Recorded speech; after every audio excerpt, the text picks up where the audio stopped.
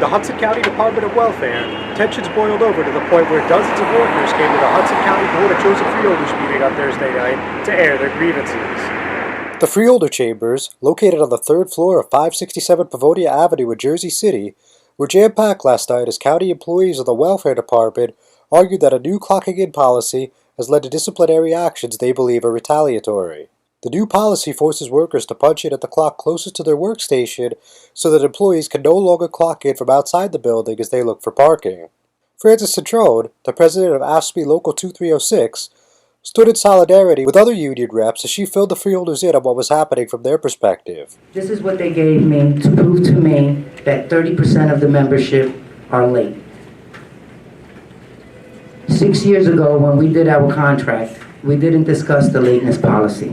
Okay, it was untouched. But in my experience in the 19 years of being involved into the union, anything that is not settled within a contract, the old contract carries over to the new contract. They had a policy in effect, which is 15 days in a quarter. If they did not follow and continue to discipline people for being late, and they allowed people for 3 years just to get docked, okay, and it's 30% of the membership, then that's shame on them, okay? But to punish the rest of the 70% who come in early and on time and do their work. Given the scenario that was presented by Citrone, Jersey City Freeholder Bill O'Day wanted to know if there was any county policy in place to keep an eye on when and how management clocks in.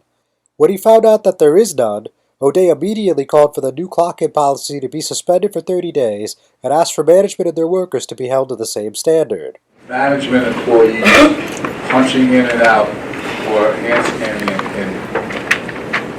at family services and all the other departments in the county.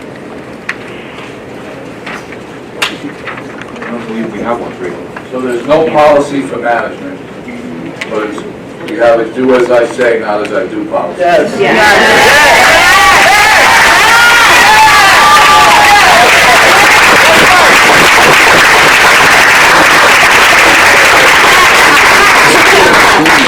I'm going to ask that we ask the administration to suspend whatever this memo of November 10th.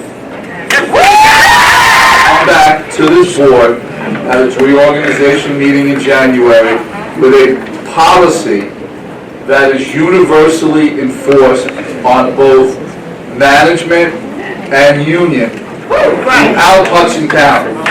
There have been a few times that I've had the opportunity over the years to come here before I go to my regular job in the morning at this building.